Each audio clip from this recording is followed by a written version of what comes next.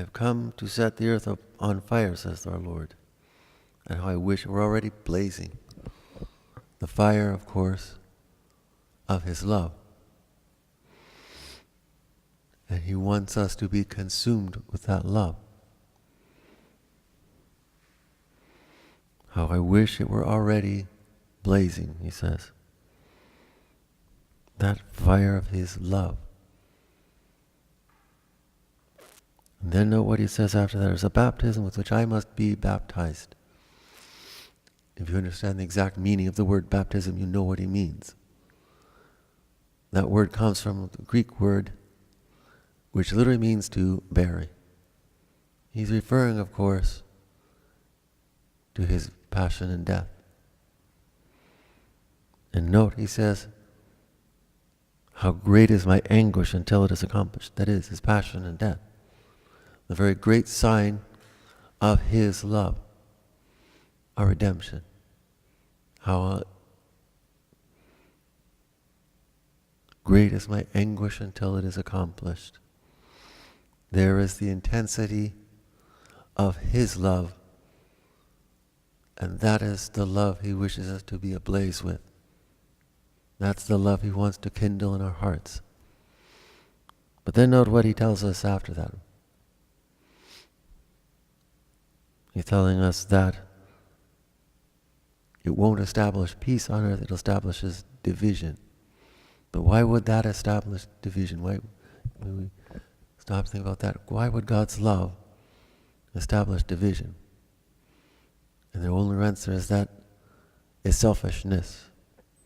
If I seek for myself and my own pleasures, what makes me feel good, what's going to happen? I'm forgetting God. I'm forgetting that love.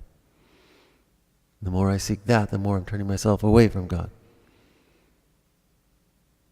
Then I'm no longer on fire with that love. There are those who do seek it sincerely. There was always suffering and anguish that goes with it. But they willingly accept that because, and those are the saints, because they know it's uniting them with Him, with our Lord. And they can even relish the pain and suffering. But those who seek to just simply what makes me feel good and happy now, you see? And then, because we easily give in to that, there's where the division comes. Even within, unfortunately, sad to say, the family. How easily now the family is broken up. And then that's why we've just had the extraordinary synod of bishops who discussed the matters precisely of that, the family. How can we bring the family back together again? How can we sew up all those divisions? But it cannot happen so long as there is selfishness, if I seek only myself. You see? I must seek God. I must seek His love. And in fact, until we are consumed with that love, we are not ready for heaven. And if at the time of our death we are not consumed with that love, then we have purgatory. And that's what that is all about, to consume us with His love.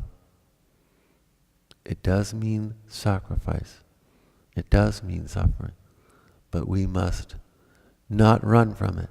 We have to embrace it, just as our Lord embraced His cross. Then we will see. It will unite us with Him, and it will bring us to our salvation. Then we are responding to our call to holiness. We are giving our full yes to God. We're giving ourselves back to Him. And we will find, ultimately, a total union with Him in paradise. The fullness of eternal, everlasting happiness, true happiness. And only there in God will we ever find that.